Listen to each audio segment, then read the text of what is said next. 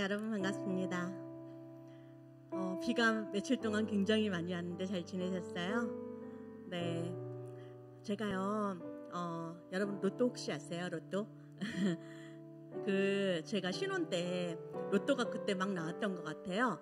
지금은 안 그러는데 그때는 로또 1등 당첨된 사람들이 막 신문에 나왔잖아요. 뉴스에 나오고 그 사람들이 돈을 어디에 썼는지 막 이렇게 나오는 거예요. 와, 이거 사면은 막 다 당첨될 것 같고 굉장히 설레었어요. 그래서 그때 제가 그런 생각을 해봤어요. 나는 만약에 로또에 당첨되면 이 돈을 어디에 쓸까? 이런 생각을 해봤어요. 그래서 마음대로 막 상상하는 거예요. 뭐 여기에 쓰고 누구 얼마 주고 누구 얼마 주고 막 이럴 때 매번 여기는 꼭 갖다 줘야겠다 이렇게 기부하고 싶은 곳이 있었어요. 거기가 어디냐면 119 구조대였어요. 그 119 구조대원들 보면 너무 멋있는 거예요. 사람들이 멋있다는 게 아니라 누구를 돕는 거잖아요. 아픈 사람을 돕고 죽어가는 사람을 돕고 불이 나는 곳에 뛰어들고 이렇게 하는 걸 보면 와, 이 사람들의 헌신은 정말 대단하다. 그래서 이 사람들한테 꼭 갖다 주고 싶다. 그런 생각을 해본 적이 있습니다. 이 며칠 비가 굉장히 많이 와서 걱정이 돼서 이제 뉴스를 자꾸 보고 하면 그런 장면들이 많이 나오는 거예요. 사람들이 고립되고 또 힘들고 어려운 상황에 119 구조대가 그냥 비를 쫄딱 맞으면서 그냥 뛰어들어서 돕고 이렇게 하더라고요. 하다가 자기가 다치기도 하고 심지어는 목숨을 잃기도 합니다. 그런 거를 보면서 참 입장을 바꿔놓고 생각해봤어요. 내가 만약에 어려움을 당했을 때 그 사람들이 이렇게 달려와주고 빗속을 뚫고 달려와주고 이럴 때 얼마나 이게 고맙고 감사할까. 한번 저렇게 구조됐거나 도움을 받았던 사람들은 그 고마움을 평생 잊지 못하겠다. 이런 생각을 해본 적이 있습니다.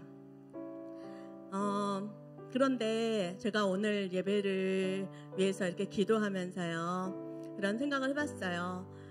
우리의 삶이 그렇구나. 우리의 삶이 우리가 행복하고 안전하고 평안한 삶을 살기를 원하지만 우리 다 이제 알잖아요.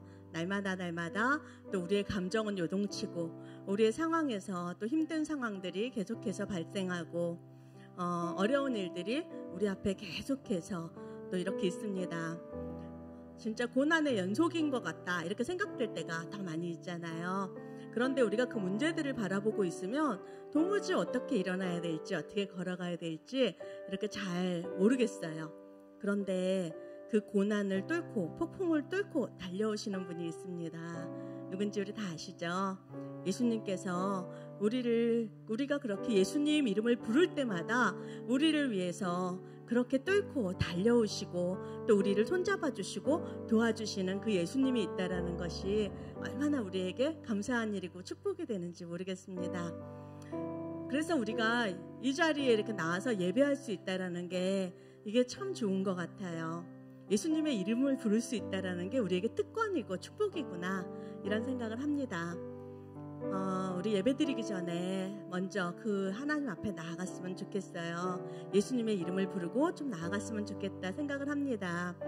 우리에게 있는 어떠한 것, 어떠한 문제, 어려웠던 것, 오늘 하루만 해도 여러 가지 일들이 있었죠. 이 여러 가지 일들을 다 내려놓고 예수님, 내가 예수님의 이름을 부릅니다. 모든 것을 뒤로 하고 나를 위해서 뛰어오시고 달려오시고 내 손 잡아주시는 그 예수님의 이름을 부릅니다.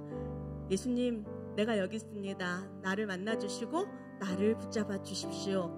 이 시간에 내가 주님을 찬양합니다. 주님, 나의 예배를 받아주세요 하고 우리 진짜 예수님을 꼭 만나야겠다. 이 소망을 가지고 예수님의 이름을 부르면서 하나님 앞에 나아가서 기도했으면 좋겠습니다. 기도하겠습니다. 주님, 예수님, 그렇습니다. 예수님의 이름을 부르는 것이 우리의 능력이 됩니다. 예수의 이름을 부르는 것이 우리의 소망이 됩니다. 예수의 이름을 부르는 것이 우리가 살아갈 소망이 되고 생명이 되는 줄 믿습니다. 그 예수님의 이름이 우리에게 있어서 너무나도 감사합니다.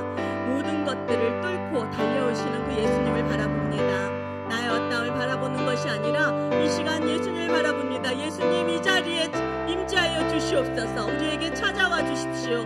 우리가 예수님의 이름을 부릅니다. 부릅니다. 예수님의 이름을 부릅니다. 우리를 떠나지 아니하고 버리지 아니하시겠다고 약속하신 그 주님을 바라보고 주님의 이름을 부릅니다. 주님, 이 시간에 이곳에 충만하게 임재하여 주시옵소서. 이곳에 충만하게 임재하여 주시옵소서. 모든 어둠은 물러가게 될 것이며 예수의 빛으로 충만하게 되는 것을 우리가 경험하게 될지어다. 주여, 그렇게 될 줄 믿습니다. 예수의 이름이 우리에게 소망이 됩니다. 이 시간에 우리 손잡아 주시고 일으켜 주시옵소서. 주님을 만나기를 원합니다. 주님을 붙들기를 원합니다. 주님을 예배하기를 원합니다. 하나님, 이 소망을 하나님 기름 부어주시사 충만하게 임재하여 주시고 우리가 주님으로 인하여 만족하는 그러한 시간 되게 하여 주시옵소서. 주님, 감사합니다. 우리가 주님의 이름을 부를 수 있어서 너무나도 감사합니다.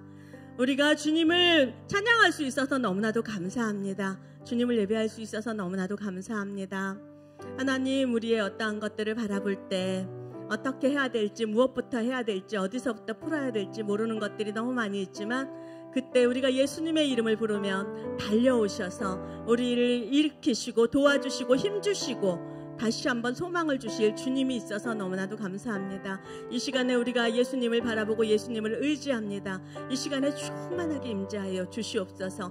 충만하게 임재하여 주시옵소서. 우리가 주님을 바라보지 못하게 하는 모든 어둠의 세력들은 나사렛 예수 이름을 명하노니 떠나갈지어다.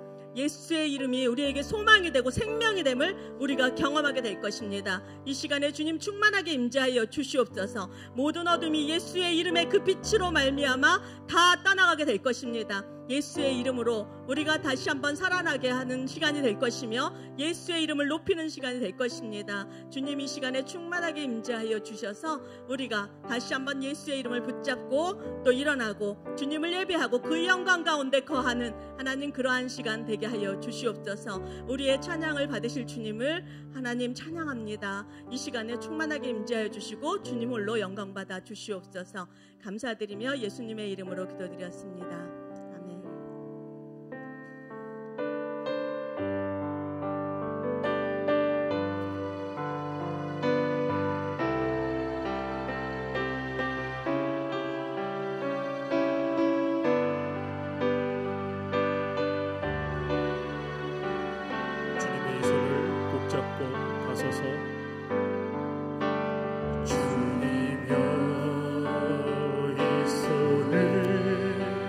꼭 잡고 가소서.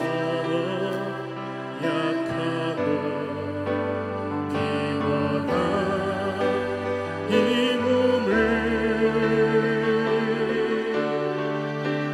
폭풍을 감싸 해치사 빛으로 손잡고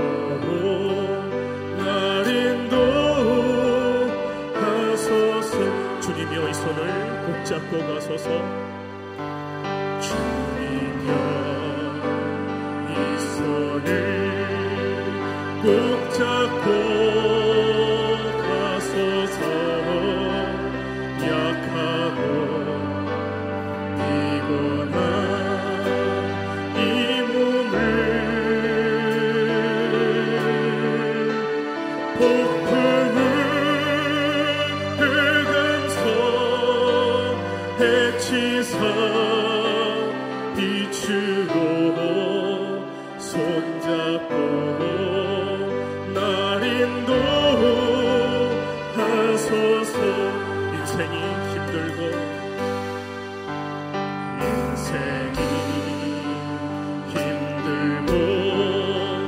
고난이 겹칠 때 주님여 주소서. 외치는 이 소리 귀 기울이시사 손잡고 날 인도하소서. 인생이 힘들고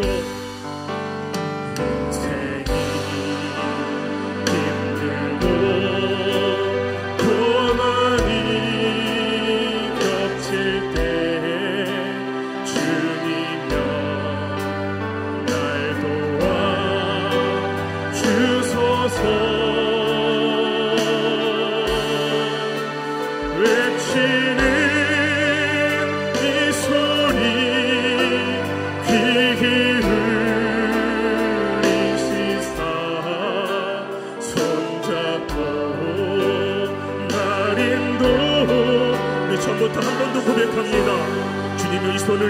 꼭 잡고 가소서.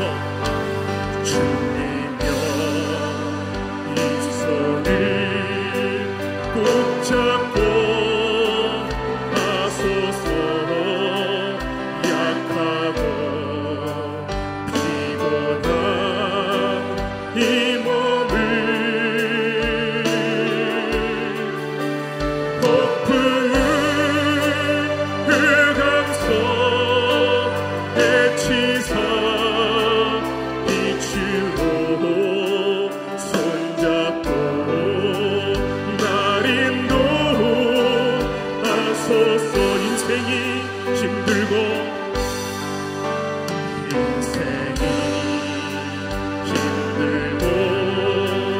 고난이 겹칠 때 주님여 날 도와 주소서. 외치는 이 소리 귀 기울이시사 손잡고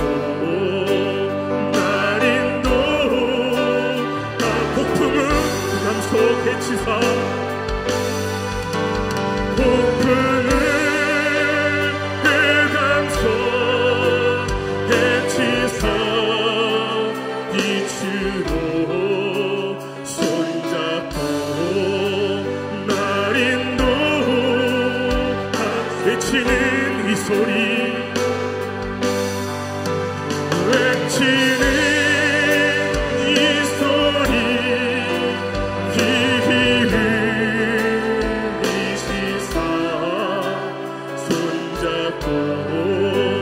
날 인도하소서.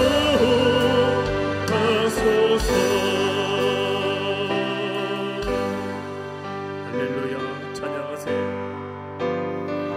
할렐루야 찬양하세. 내 모든 죄 사함받고 주 예수와 동행하니 그 어디나 할렐루야 할렐루야 찬양하세. 내 모든 죄 사함받고 주 예수와 동행하리 그 어디나 하늘나라. 내 영혼이 은총 입어 영원히 은총 입어 주한 죄짐 벗고 보니 슬픔 많은 이 세상도 전부 그어하도다. 할렐루야 찬양하세. 내 모든 죄 사함받고 주 예수와 동행하리 그 어디나. 주의 얼굴 뵙기 전에 주의 얼굴 뵙기 전에 멀리 뵈던 하늘나라 내 맘속에 이루어지니 날로 날로 가깝도다. 할렐루야 찬양하세. 내 모든 죄 사함받고 주 예수와 동행하리 그 어디나. 할렐루야 찬양하세. 할렐루야 찬양하세. 내 모든 죄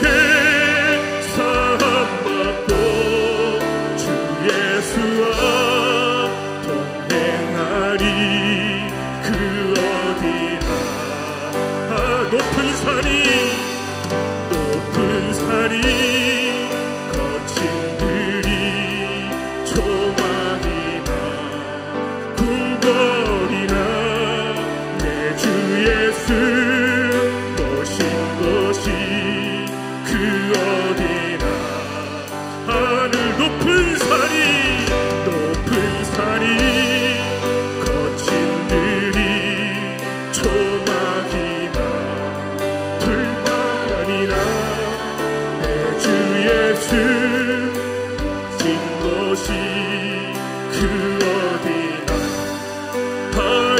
아멘 할렐루야 찬양하세 내 모든 죄 사함받고 주 예수와 동행하리 그 어디나 할렐루야 할렐루야 찬양하세 내 모든 죄 사함받고 주 예수와 동행하리 그 어디 아비 한 번 더 고백합니다.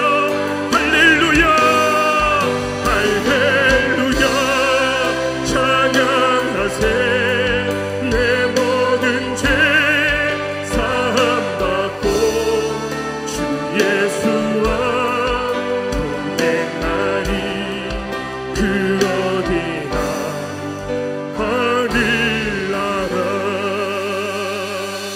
아멘.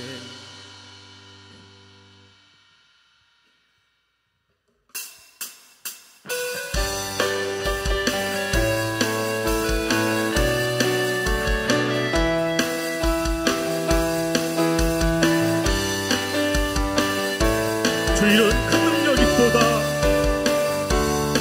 주 이름 큰 능력 있도다. 난 믿네 그 이름 예수의 그 이름 부를 때 새 생명 얻었네. 마귀는 떠나가고 갇힌 자 자유케 해. 오늘 이름보다 더 높은 이름 주 예수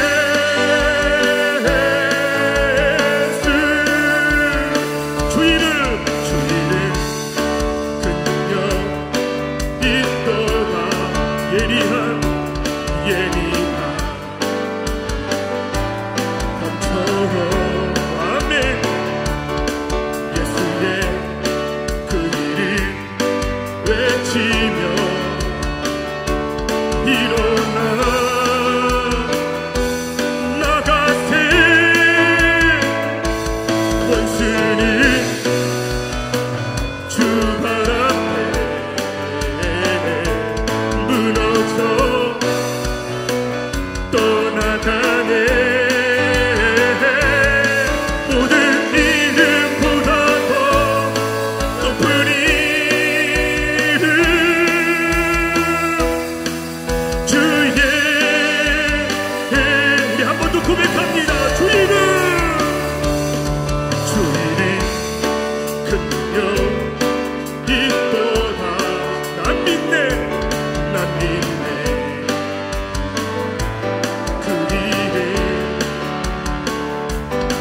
예수의 그 이름 부를 때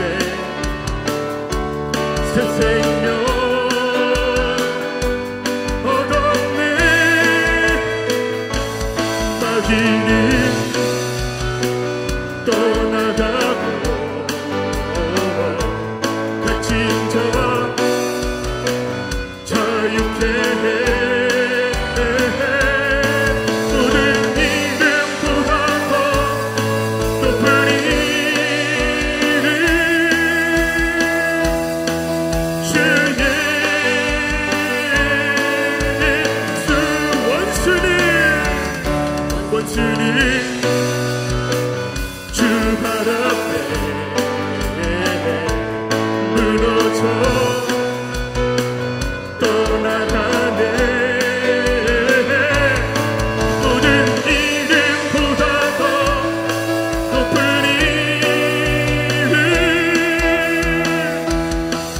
주의 마지막 한 번 더 고백합니다. 원수는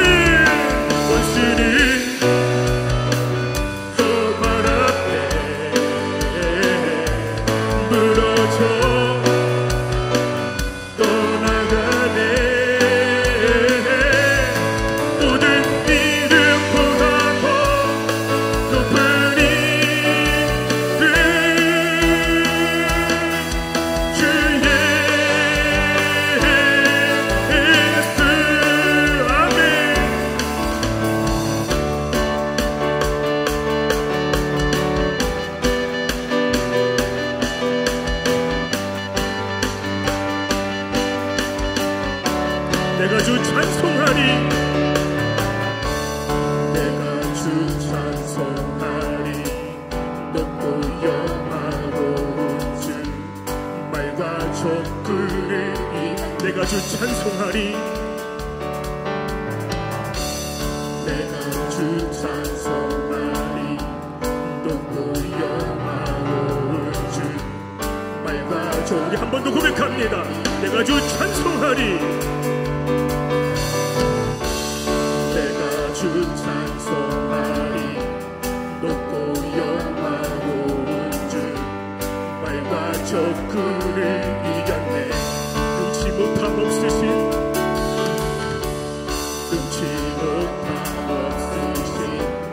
나를 구원하신 주 그는 나의 하나님.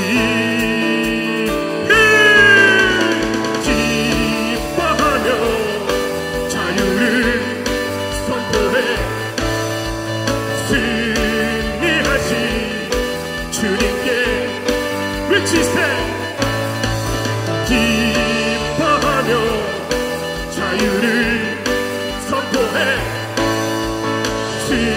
승리하신 주님께 외치세. 나는 자유해. 나는 자유해. 나는 기뻐해. 주 안에서 나 뛰놀리. 나는 자유해. 나는 기뻐해. 주 안에서 나 뛰놀리. 내가 주 찬송하리. 내가 주 찬송하리. 높고 영화로운 주 말과 적그를 이겼네. 내가 주 찬송하리. 내가 주 찬송하리. 높고 영화로운 주 말과 적그를 이겼네. 능치 못함 없으신 눈치 못함 없으신 나를 구원하신 주 그는 나의 하나님. 기뻐하며 자유를 선포해 승리하신 주님께 외치세. 기뻐하며 자유를 선포해 승리하신 우리 다 함께하여 나는 자유해. 나는 자유해. 나는 기뻐해. 주 안에서 나 뛰놀리. 나는 자유해. 나는 자유해. 나는 기뻐해. 주 안에서 우리 마지막으로 나는 자유해. 나는 자유해. 나는 기뻐해. 주 안에서 나 뛰놀리. 아멘. 우리를 자유케 하신 우리 주 하나님 앞에 우리 영광의 기쁨의 박수 올려드리겠습니다. 아멘. 할렐루야. 영광 받으시옵소서. 아멘. 할렐루야.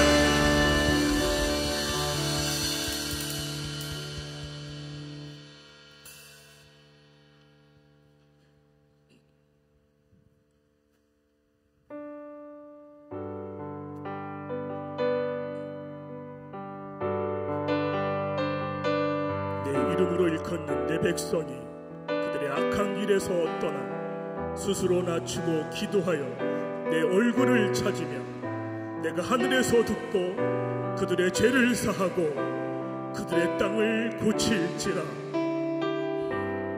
나의 백성이 나의 백성이 다 경배하여 내게 기도하며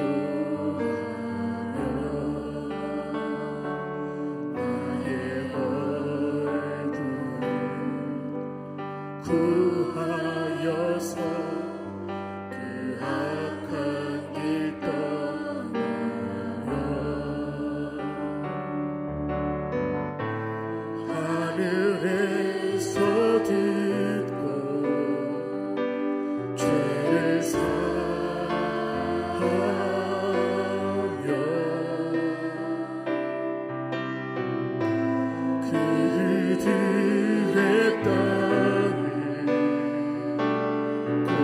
고치리라.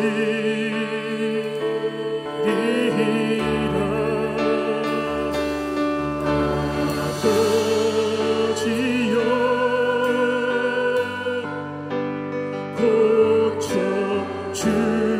고쳐주소서. 이 나라 주의 것 되게 하소서.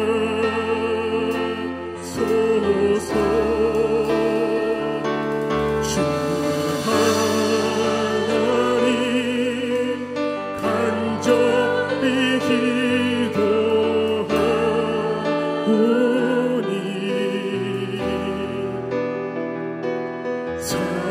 하나님 땅 새롭게 하소서. 무릎 꿇고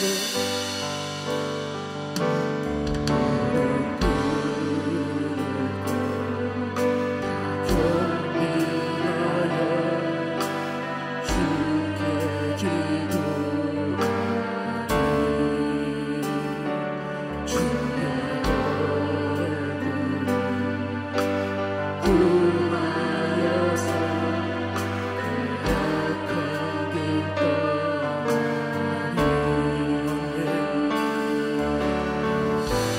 주님의 자비로 죄를 사하며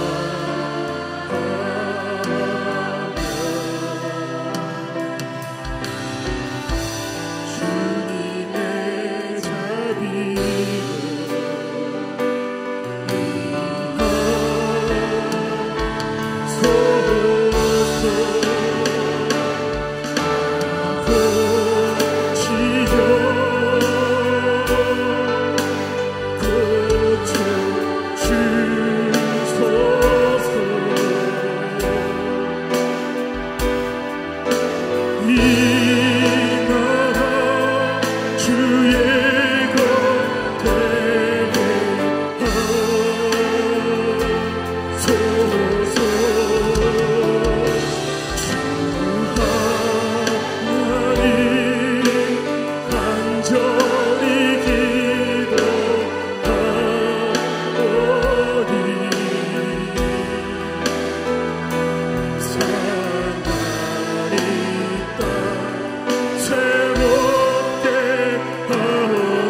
아버지여 이 땅을 고쳐주시옵소서.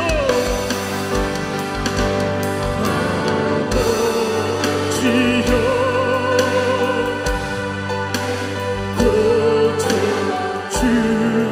고쳐주소서.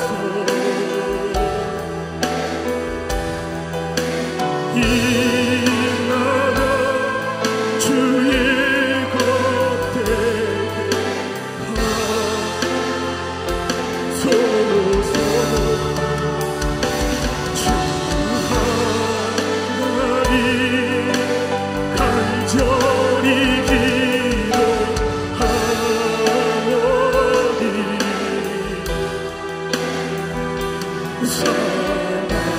하나님 땅 새롭이 마지막으로 간절하게 아버지여 고쳐주소서.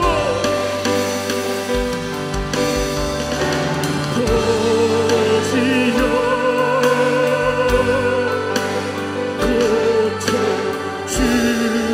고쳐주소서.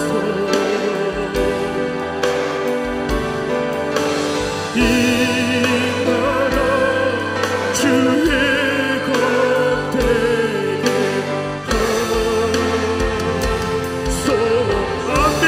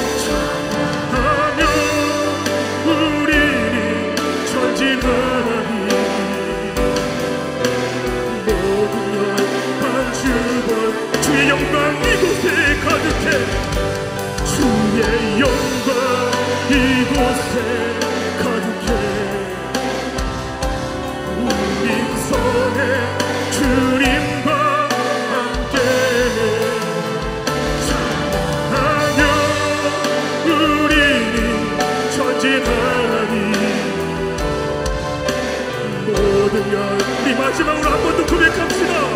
주의 영광 이곳에 가득해. 주의 영광 이곳에 가득해. 우리 선에 주님과 함께 찬양하며 우리 전진하니 모든 날 주볼 때까지. 네, 함께 기도하겠습니다.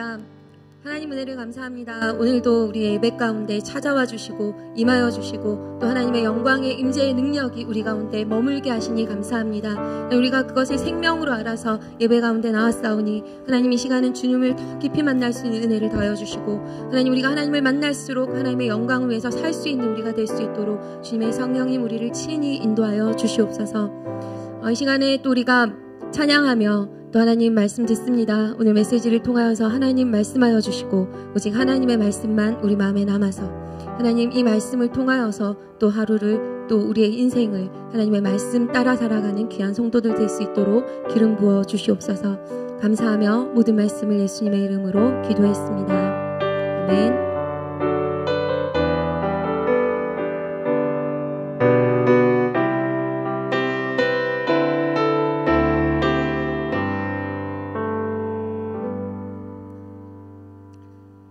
오늘 말씀은 한국교회사와 하나님 두 번째 시간입니다. 네, 한국교회사를 우리가 지난주에 또 최 전사님께서 말씀해 주셨는데요. 한국교회의 복음이 어떻게 들어오고 지금까지 이렇게 쭉 그 전체적인 것들을 훑어주셨습니다. 오늘은 그 조금 더 좀 좁혀서 이 땅에 하나님이 어떻게 처음 들어오셨는가 그렇게 해서 말씀을 좀 나눠보려고 합니다. 히브리서 4장 12절 말씀 같이 읽겠습니다. 시작. 하나님의 말씀은 살았고 운동력이 있어 좌우의 날선 어떤 검보다도 예리하여 혼과 영과 및 관절과 골수를 찔러 쪼개기까지 하며 또 마음의 생각과 뜻을 감찰하나니. 아멘.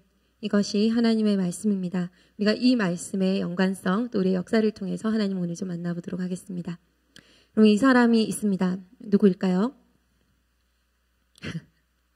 예, 성경과 또 교회 역사와 아무 상관이 없는 건축가입니다. 2011년에 여수 엑스포에 참가하기 위해서 건축물 엑스포가 있었어요. 전 세계적으로. 그때 참가하기 위해서 한국에 방문했던 굉장히 유명한 건축가라고 해요. 이름은 성경에 나온 이름 좀 비슷한데요. 아론 탄입니다. 아론 탄. 네, 왜 이 사람 사진을 가지고 왔냐면요. 이런 기사가 있었어요. 이 사람에게 이제 우리나라 대한민국의 야경, 이 서울의 건물들을 좀 평가해 주십사 이런 인터뷰를 막 했단 말이에요. 그랬을 때 특히 서울 야경에 대해서 이 사람이 이런 말을 했다고 합니다.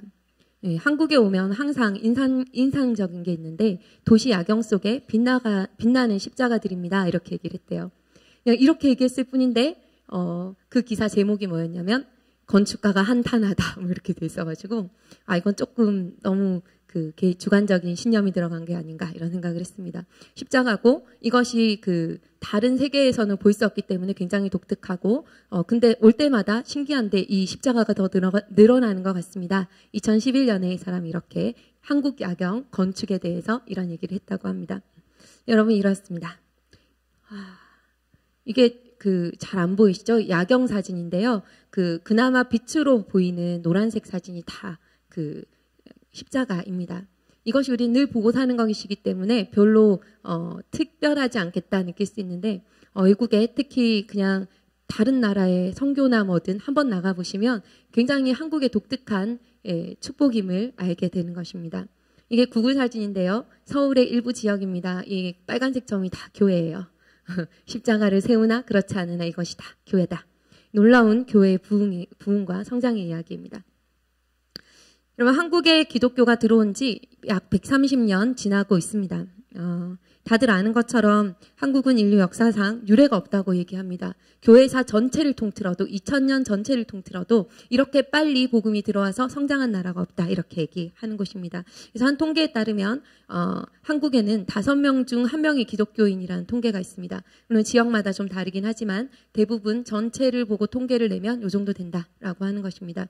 이것은 우리나라보다 300년이나 더 빨리 기독교가 들어간 나라가 바로 옆에 있는 일본인데요. 일본은 인구의 0.5% 겨우 있을까 말까한 그 통계에 비하면 굉장히 놀라운 숫자라는 것을 볼 수 있을 것입니다. 물론 여러분 속으로 다 그 사람이 진짜 믿는 사람인가 이런 생각을 하실 수 있겠지만 중요한 것은 복음을 들었다라는 것입니다. 복음을 들은 기회가 있었던 사람, 그리고 심지어는 그 복음을 듣고 교회에 한 번이라도 가서 나는 교회 다닌다라고 생각하는 사람의 수가 20%라는 것은 아직 그 복음이나 한 번도 그 예수에 대해서 들어본 적도 없는 나라가 많다라는 것을 볼 때에 정말 우리나라는 축복받은 곳임을 알 수 있습니다. 여러분, 근데 이런 놀라운 축복이요, 그 한국 교회의 이런 놀라운 성장의 기반이 무엇일까라고 생각해 보신 적 있으시죠? 저는 이것을 역사에서 도대체 어떤 그 한국 교회에 복음이 들어올 때 도대체 어떤 특별한 일들이 있었길래 구별되는 다른 나라와 구별되는 일들이 있었길래 우리나라에 이렇게 놀라운 성장이 있었는가? 단 130년, 100년 이렇게 만에 말이죠. 그것을 이제 역사에서 찾아보는 것입니다. 이랬을 때 여러분 딱 생각나는 게 하나 있으시죠? 우리나라 기독교 역사상 굉장히 놀라운 성령의 대부흥이 한 번 있었는데 맞습니다. 이게 바로 장대영 교회 1907년 평양 대부운동 사진입니다. 중간에 여기 모페 선교사님이 계시는 거고요. 다 이렇게 흰 옷을 입고 이쪽 파트는 여성분들인가 봐요. 이렇게 예전에는 이렇게 따로 이렇게 파트 남자, 여자 이렇게 드렸던 때여서 여성분들이 하얀 옷을 입고 이렇게 사진이 찍혀 있습니다. 이 평양 대부흥 운동은요, 철저한 회개 또 기도 운동으로 이 이후에 평양시가 완전히 뒤집어지고 그로부터 온 전국에 100만인 구령 운동 이렇게 해서 막 전도와 이런 것들이 막 뻗어나가서 엄청난 한국 교회의 성장의 기폭제가 되었던 것이 사실입니다. 그런데 여러분 조금 더 자세히 보면 이 평양 대부흥 운동 이것이 갑자기 사람들이 그냥 모여서 기도하다가 갑자기 모여서 막 뭔가 갑자기 회개를 막 불이 막 임해가지고 사람들이 다 이렇게 복음 앞에 팍 나간 게 아니에요. 다른 굉장히 중요한 거기에 깔린 기저에 이게 있었습니다. 보통 1893년이라고 하는데 이거는 이제 공식적인 어떤 그 외국 선교회에서 우리나라에 정했던 어떤 그 사업의 시작 연도를 얘기하고요. 그 이전부터 말씀 사경회라는 것이 한국에 굉장히 많이 있었다는 것입니다. 사람들이 말씀 사경회가 뭐냐면 한 1주일, 2주일 정도 기간을 딱 정하고, 그때 이제 그 교회 사람들에게 모이라고 하는 거예요. 부흥 집회 하듯이.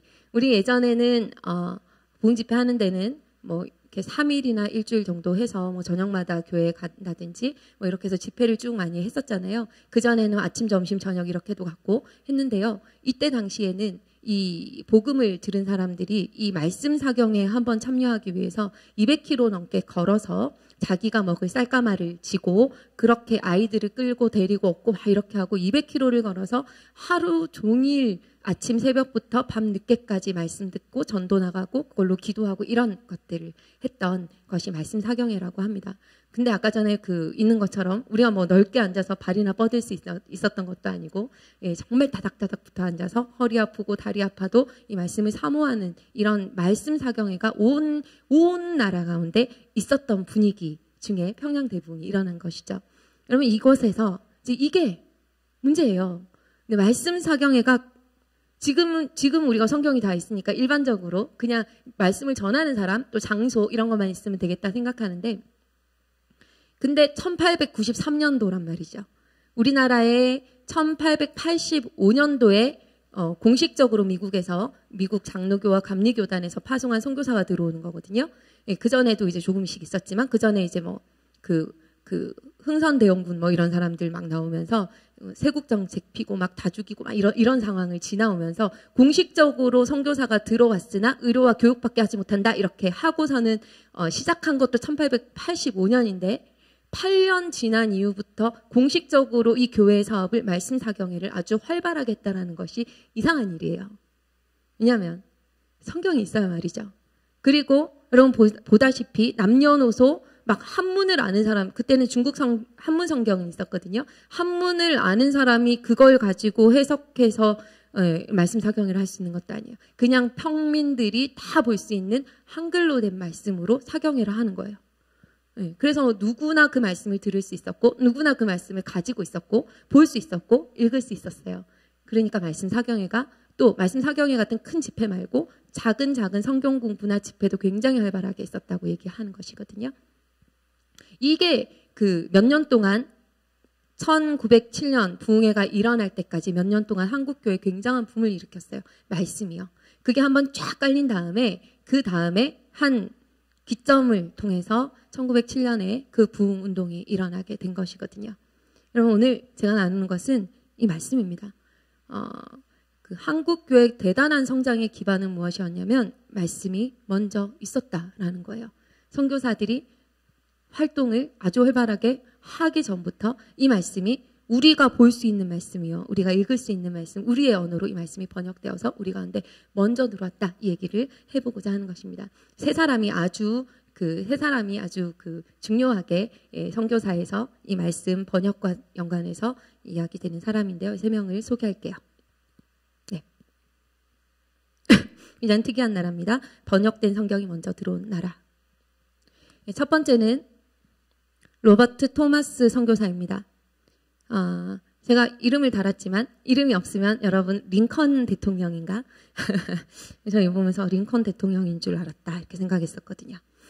로버트 토마스 선교사는 영국 사람입니다. 이 사람이 처음에 이 말씀이 번역되고 또 들어오는데 굉장히 중요한 순교의 역할을 감당하셨습니다.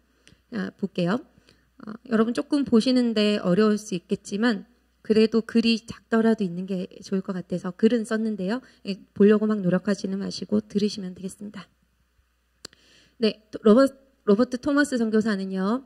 1863년에 25세의 나이로 영국에서 파송받아서 중국 선교사로 파송받아서 옵니다.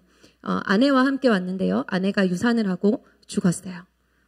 그리고 나서 굉장히 낙심에 빠집니다. 본국에 나는 이제 더 이상 선교를 감당할 소명이 없습니다. 이렇게 편지를 보냈다는 기록도 있습니다. 그런데 이때에 이제 다 포기하고 돌아가야겠다라고 생각했을 때에 이때 천주교 박해가 굉장히 심했던 때예요. 흥선대원군이 나오면서 척사비 막 이런 거 세우면서 막 다 이렇게 그 천주교 이런 뭐라도 발견되면 다 끌어내서 죽이고 이런 때였어요. 그때 그래서 천주교도인 사람들이 도망을 가서 중국에 옵니다. 그 사람을 로버트 토마스 선교사가 굉장한 낙심 가운데 그 두 사람을 만나요. 봤는데 조선인인데 천주교 그 진리를 믿다가 쫓겨왔다라는 거예요. 그리고 조선의 상황을 들었겠죠. 이제 소명이 없습니다. 이제 소망이 없습니다. 나는 이제 본국으로 돌아가겠습니다. 이렇게 편지를 보낸 로버트 토마스 선교사가 심장이 뛰었습니다. 조선이라는 나라에 내가 가야겠다. 이게 내 마지막 소망이 되겠다. 소명이 되겠다. 그래서 조선 선교를 결심을 합니다. 중국에서요. 그리고 25살이죠. 이때 이제 이 천주교도였던 조선인에게 한국어를 배우기 시작합니다. 그리고 드디어 1965년 27세 2년 후에 그가 조선 땅을 밟을 수 있는 기회가 생깁니다. 제너럴 샤머노라고 미국 상선인데요. 이 상선이 이제 들어가야 되는데 통역사가 없다는 거예요.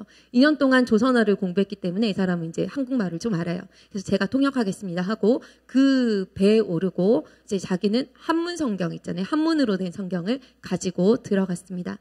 근데 여러분 제너럴 샤머노는 평양에서 평양 군사들에게 이렇게 불타고요. 그리고 그 불탄 배에서 뛰어내려서 이제 육지로 막 도망 온 사람들은 다 육지에서 다 목을 쳐서 죽였습니다. 이런 사건이 발생됐고요. 로버트 토마스 선교사도 이 성경을 몇 개를 한 4개 정도를 이렇게 보찜에 잘 꾸려가지고서는 육지로 왔습니다. 그리고 3권은 어떤 어린 청년에게 주었고 1권은 자기 목을 벤 박충권이라는 사람한테 주는 것이죠. 이렇게 해서 이 조선 땅을 밟자마자 순교해서 죽었고요. 그 책은 이렇게 전달되어진 채로 한문 성경이 남아 있습니다. 예, 그는 그냥 죽었어요. 어떻게 이럴 수 있지? 라고 했는데 그 선교의 열매가 이제 쭉 이어지는 것입니다. 박충권이라는 사람이 있는데요. 이 군사 중에 칼을 들고 있는 한 명이었어요. 그 사람이 이제 칼로 이렇게 죽이는 역할을 감당했는데 이 사람에게 다른 서양 사람들과 다르게 이 선교사는 성경책을 웃으면서 건네주고 죽었대요.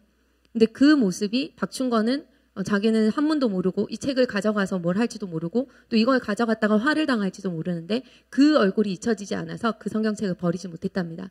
그거를 가지고 있다가 그가 결국에는 그 선교사를 나중에 찾아가서 자기가 그 선교사를 죽였다 이렇게 얘기하고 회개하고 교회의 지도자가 되었답니다. 박충권 사진입니다.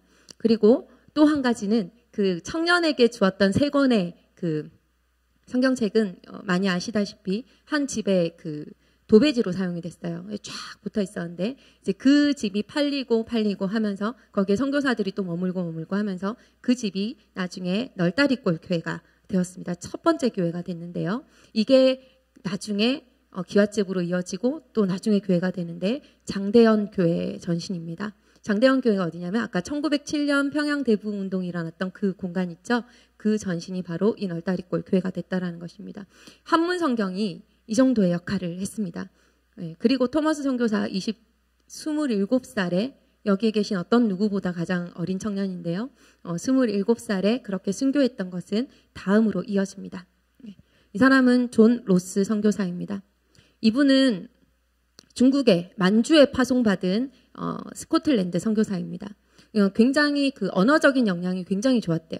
그래서 뭐 그 영어에 대한 사전 이런 것도 펴내고 또 그 여러 가지 언어적인 굉장히 그 천재였다라고 얘기를 해요. 이 사람이 있다가 만주에 있다가 선교 활동이 잘 안 됐어요. 그러고 있는데 그 같은 영국 사람에게 토마스 선교사의 순교 소식을 전해 듣습니다.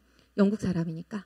어떤 사람이 우리 본국에 그 영국에 있는 사람이 있었는데 그렇게 되었다라고 하는 소식을 전해 듣고 이 사람이 고려인 조선 사람들에게 또 조선 땅에 이 사람의 심장이 또 뛰기 시작합니다. 그러면서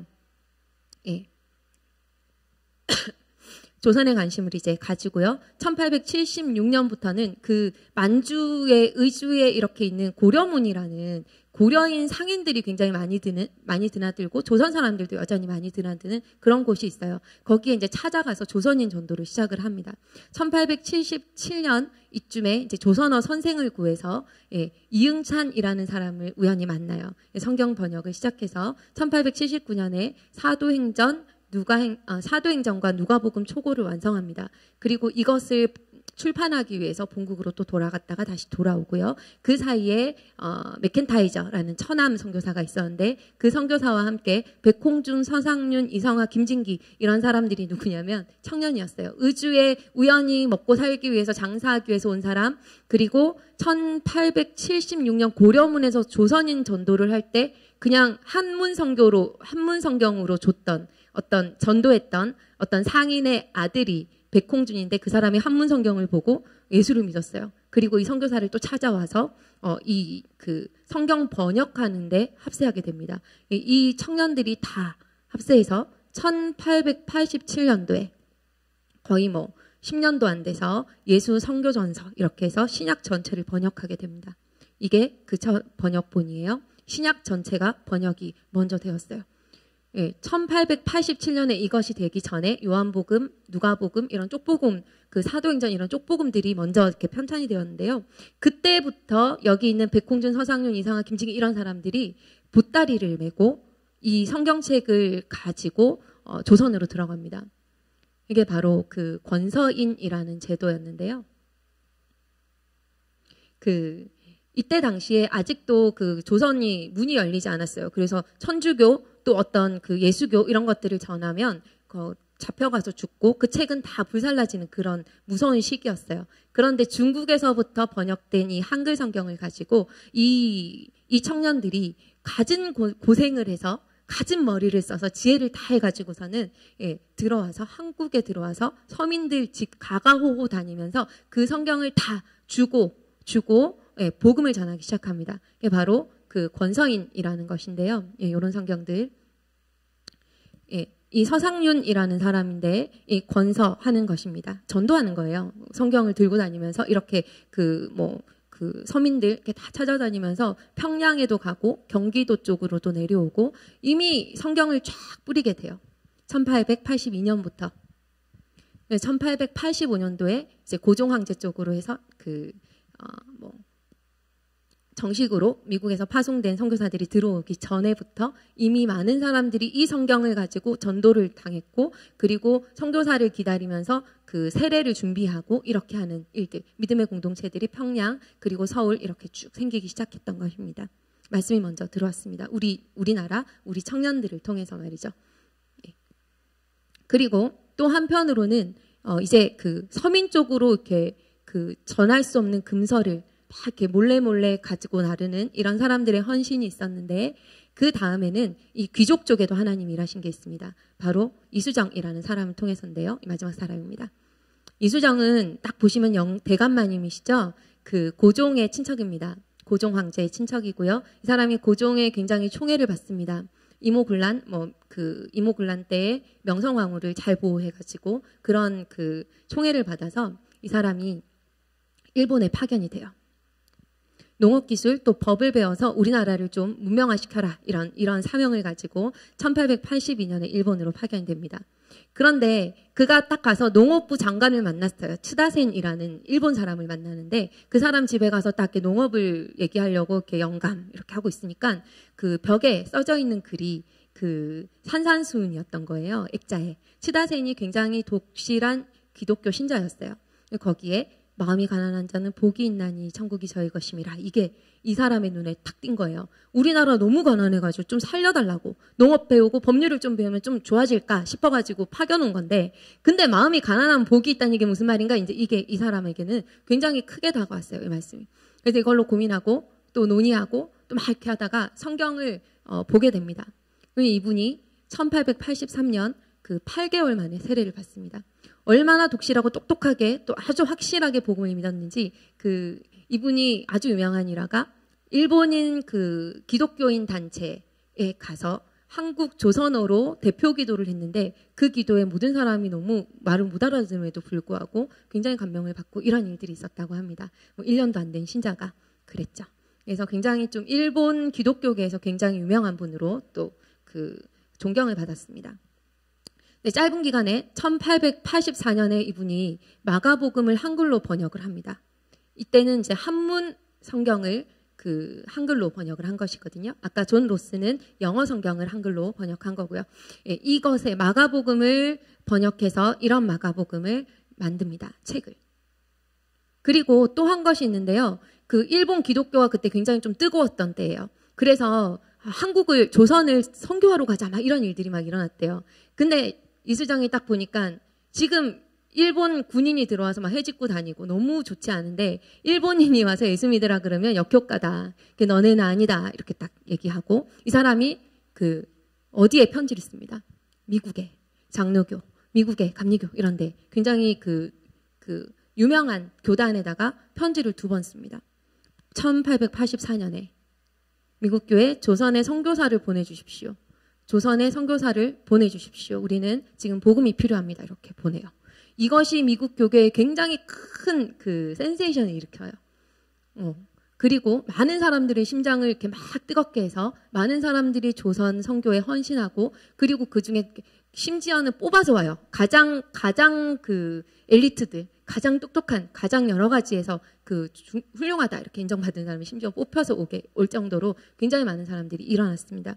이수정이 그런 역할들을 했다고 해요. 그리고 1885년에 그로부터 온 아펜젤러 언더우드 선교사가 일본을 들러서 그 한국 조선으로 들어오게 되거든요. 부활절에. 이때 그 고종 황제를 아련하고 고종으로부터 이제 교육과 이런 그 의료 선교를 할 수 있는 그 허가를 얻는 것도 이수정의 역할이 굉장히 컸다라고 합니다. 그리고 그들이 그 부활절에 일본으로부터 한국으로 들어올 때에 마가복음, 이수정이 번역한 마가복음을 손에 들고 들어오게 됩니다. 이건 굉장히 놀라운 일인데요. 근데 와서 봤더니 이미 선교사님 저를 세례를 베풀어 주십시오라고 기다리고 있는 공동체들이 이미 많았더라. 이런 사실입니다.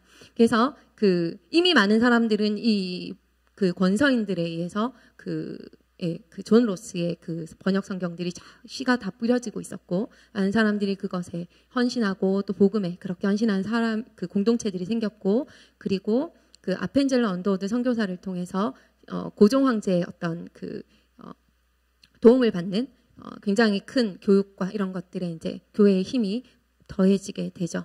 그리고 이제 그 문호가 어느 정도 개방이 되면서 아까 말씀드린 것처럼 1893년부터는 네비우스 선교 정책 이렇게 해서 아예 온 교회에 성경을 가르치는 것들이 핵심 정책이 되어서 이제 한국 교회가 그 말씀을 먹고 말씀을 배우고 이런 시간들을 쭉 보내게 되는 거예요. 1907년 부흥이 일어나는 것입니다. 언더우드와 아펜젤러 선교사입니다.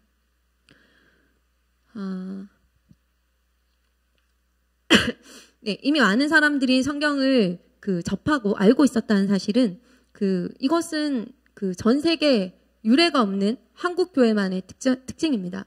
하나님께서 베푸신 은혜라고도 할 수 있습니다. 하나님은 한국 교회를 말씀 위에 세우시려고 먼저 말씀을 번역하게 하셨고, 그 말씀으로 선교사보다 먼저 이 땅에 오신 것입니다. 여러분, 이때가 어느 때예요? 1907년 대부흥 운동이 일어났던 그때에 고종 황제가 폐위되어, 그리고 이미 그때 이제 그 나라의 모든 주권은 넘어간 것이거든요. 1910년에 이제 의사조약 이렇게 체결이 되죠. 1907년에 그 나라가 완전히 넘어가기 전에 이 부흥을 하나님이 주신 거예요. 이 부흥 운동이 1월 달에 일어나는 거거든요. 하나님이 우리나라를 위해서 이 부흥을 주고, 이 어두운 시기를 견딜 힘을 주고, 그리고 그런 시간들이 있었어도 지금 우리나라와 같이 이런 복과 좋은 이런 회복과 또 어떤 영적인 선진국으로서 더 많은 나라를 돌볼 수 있는 은혜를 주시기 위해서 우리나라에 하나님이 선교적으로 일하신 것은 우리에게 말씀을 먼저 주셨다는 거예요. 이 모든 백성들이 이해할 수 있는 언어로 말이죠. 민족이 가장 어두울 때, 또 소망이 없을 때 하나님의 말씀이 우리를 먼저 찾아왔고, 한국교회의 기반이 말씀이라는 것은 우리가 많은 것들을 다시 돌이키고 생각해 볼 만한 역사적인 하나님의 메시지가 된다고 생각합니다.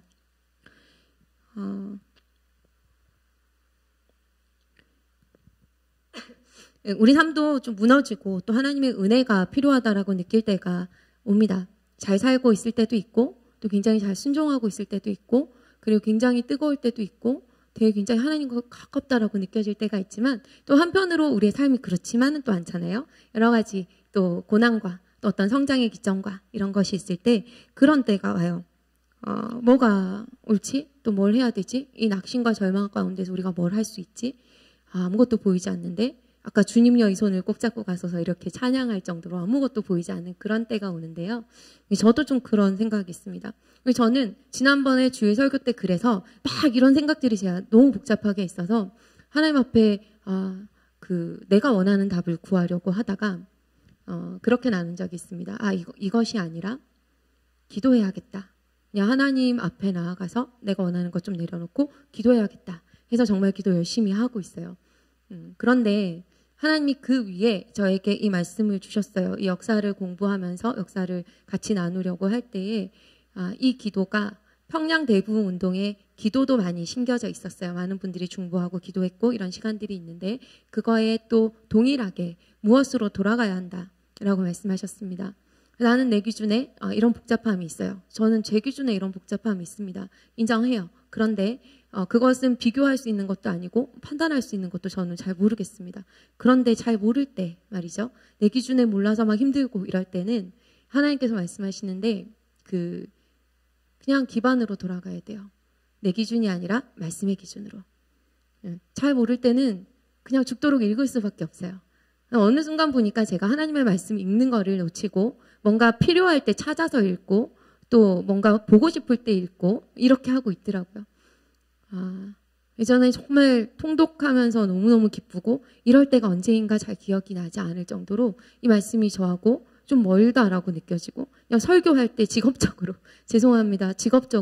설교할 때 그 본문 묵상하고 이것만으로도 사실은 좀 꽉 차고 꽉 차고 힘들 때가 많다라고 생각되었는지 평상시 하나님 말씀을 사모하고 그 기반 위에 서는 것을 놓치고 있다는 것을 깨달았습니다.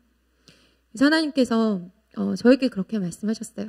잘 모르겠고 또 어둡고 낙심하고 있으면 소망이 없으면 어디로 돌아가야 되냐면 한국교회 하나님이 가장 먼저 주셨던 말씀으로 돌아가는 것이다. 그리고 그 말씀 위에 다시 서는 것이다. 어떻게 설지 잘 몰라도 일단 그 말씀을 보고 그것으로부터 다시 하나님의 음성을 듣는 것이다.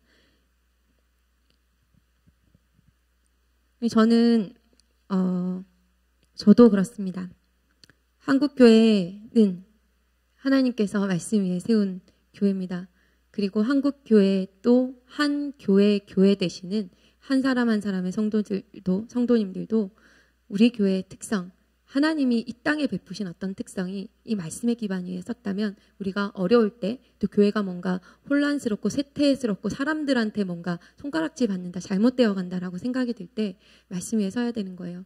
하나님이 어느 나라는 그 교회를 멋지게 세운 다음에 거기로 사람들을 모아서 전도를 하는 나라도 있을 것이고 성교의 방법들은 여러 가지입니다만 하나님은 우리나라에 이 성전부터 세우지 않으셨어요. 근데 한국교회는 성전이 마치 기반이었던 것처럼 더 큰 것 이렇게 찾는 것은 또 아닌 것이죠. 한국교회는 하나님의 말씀 위에 서야 그 위에 성전도 서고 그 위에 여러 가지가 세워진다라고 저는 생각합니다. 네, 그래서 우리가 그 교회적으로도 성전을 구하고 있는 상황이지만 또 여러 가지 우리의 삶에 또 고난이 있고 또 어려움이 있는 상황이라면 하나님의 말씀으로 다시 돌아가서 우리가 잊었던 것, 하나님의 말씀을 보고 배우고 묵상하고 그것으로 우리의 삶을 다스려내는 것부터 다시 시작하기를 또 저와 함께 예수님의 이름으로 축복합니다. 여러분, 곽안련 선교사님이라는 분이 있어요. 외국 선교사님인데 초창기 선교사님입니다. 이분이 한국교회에서 한국교회 부흥과 또 한국교회 선교의 일들, 역사들을 보면서 이분이 이렇게 말했습니다.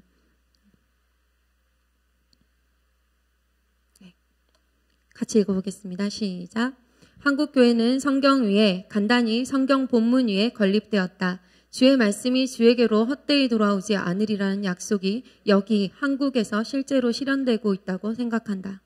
저는 이 말이 지금도 여전히 있다고 생각합니다. 한국교회에 뿌려진 말씀들, 심겨진 말씀들, 그리고 심어져야 하는 말씀들대로 하나님이 일하시고 결코 그 말씀들은 그대로 돌아가지 아니하고 열매들을 내고 이 땅에 부흥을 가져오는 하나님의 씨앗이 되는 줄 믿습니다.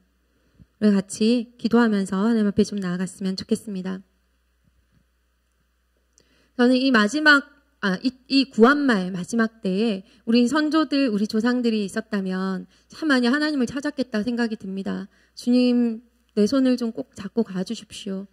정말 아무것도 보이지 않는 이때에 나 자신도 그렇지만 우리나라의 어떤 그 흥망성쇠 이런 하나도 보이지 않고 너무 낙심되는 이때에 하나님 우리를 좀 도와주십시오. 그리고 그들이 찾은 것은 그래서 말씀이었다고 생각합니다. 하나님의 말씀의 빛이 우리나라를 비춰주기를 얼마나 많이 기도했을까 생각합니다. 동일하게 교회된 우리 한 사람 한 사람도 혹시 그런 상황이 있다면 하나님의 말씀의 빛에 간구했으면 좋겠습니다. 나 개인이 하나님의 말씀 위에 서기를, 하나님 말씀 그냥 흔하고 요즘에는 너무 흔해요. 그때는 이 쪽복음 하나 받으려고 정말 많은 권서인들이 그 500권이 넘는 책을 짊어지고 그 산을 넘고 이렇게 해서 왔다는데 그 말씀 얼마나 귀했는데 지금은 말씀이 너무 많이 있어요. 그래서 귀하지 않은 것 같습니다. 그럼 다시 내 마음을 돌립니다. 내가 다른 어떤 것보다 하나님 말씀 앞에 다시 서게 하여 주십시오. 삶의 습관을 그렇게 정리하게 하여 주십시오. 나의 말씀을 배고파하게 해주십시오. 그 말씀을 먹고 이해할 수 있도록 성령님이 우리의 삶을 좀 주장하여 주십시오. 좀 그렇게 같이 기도했으면 좋겠습니다. 말씀 위에 서기를, 내가 그 말씀을 배고파하기를, 의로 나를 채워주십시오. 주님 나를 도와주십시오. 함께 기도하겠습니다. 네, 하나님 은혜를 감사합니다. 하나님 이 땅에 하나님의 말씀으로 하나님 복음의 씨앗을 뿌리고 또 하나님이 놀라운 하나님의 은혜와 축복 가운데 이 한국교회의 이런 역사를 또 성장을 우리가 보게 하시니 감사합니다. 그 가운데 우리가 너무 예수를 잘 믿었습니다. 그 가운데 우리가 너무 많은 것들을 누렸습니다. 하나님을 더 깊이 알았고 정말 어려움 없이 하나님 앞에서 우리가 많은 것들을 누립니다. 하나님 그러나 이제는 다시 하나님의 말씀으로 돌아가기를 원합니다. 더 좋은 것, 더 편한 것, 또 내 삶에 더 아름다운 것들을 찾는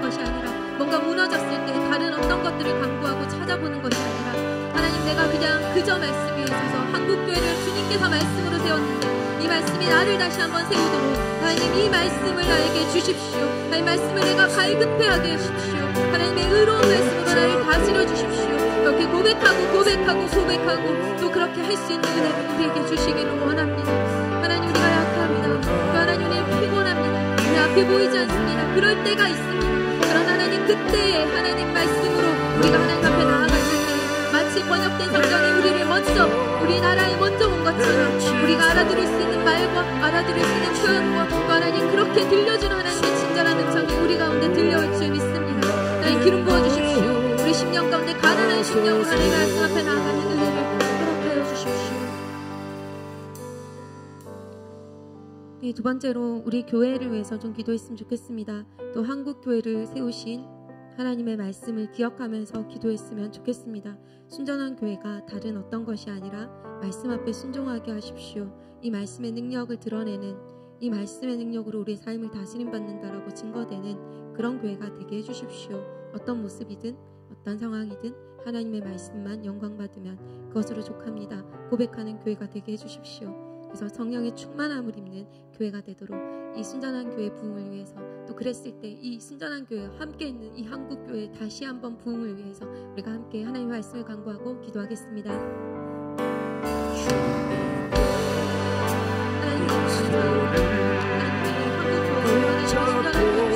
하나님 하나님의 말씀 우리가 배고파했으면 좋겠습니다.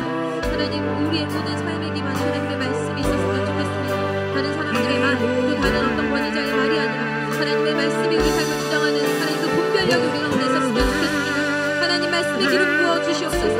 하나님 이 교회는 말씀이 그 말씀 반석 위에 서 있는 교회오니 하나님 축복하여 주시고 하나님 우리가 좀 더 하나님 말씀 앞에 더 나아가설 수 있도록 성령의 은혜와 지혜와 분별과 또 하나님 총명함을 더해서 하나님의 말씀 가운데 온전히 서고 우리의 삶의 모든 것들이 다 깎이고 하나님의 말씀이 영광받는 하나님 그런 삶을 살아드릴 수 있도록 은혜를 베풀어 주시옵소서.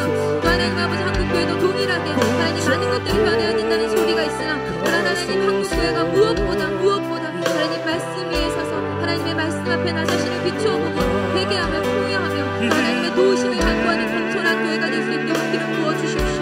하나님 우리가 그것을 위해서 기도할 때 나 자신을 하나님 앞에 부끄럽지 않게 하시고 우리 교회가 하나님 앞에 부끄럽지 않게 하시고 그러므로 하나님 이 땅의 교회가 회복됨으로 말미암아 하나님 온 세계와 열방이 다시 한번 예수 오는 그 길을 준비할 수 있도록 하나님 이때에 주의 말씀의 기반과 반석 가운데 기름 부어 주시옵소서.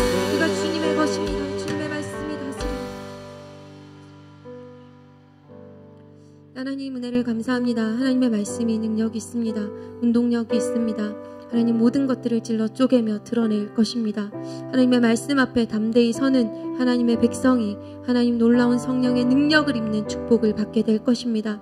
하나님 우리가 그 말씀의 능력을 사모합니다. 하나님 이 땅의 모든 하나님 시대적인 절망을 밀어냈던 것이 하나님의 말씀이었던 것들을 기억합니다. 시대적인 어두움을 다 물러냈던 것들이 하나님의 말씀의 빛이었던 것들을 기억합니다. 하나님 우리 삶에도 하나님의 말씀의 빛을 비춰주십시오. 우리 교회에도 하나님의 말씀의 빛을 더욱더 선명하게 비춰주십시오.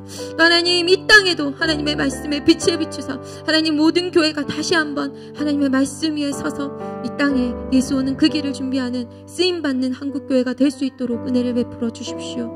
하나님 이 모든 역사를 통하여서 하나님의 메시지를 받습니다. 우리의 삶이 하나님 이런 지혜를 얻어서 하나님 앞에 더 풍성하게 나아가고 더 하나님의 기쁨이 되는 우리의 삶이 될 수 있도록 오늘 베풀어진 모든 말씀 가운데 함께하여 주시옵소서. 감사합니다. 모든 말씀을 살아계신 예수님의 이름으로 기도했습니다. 아멘.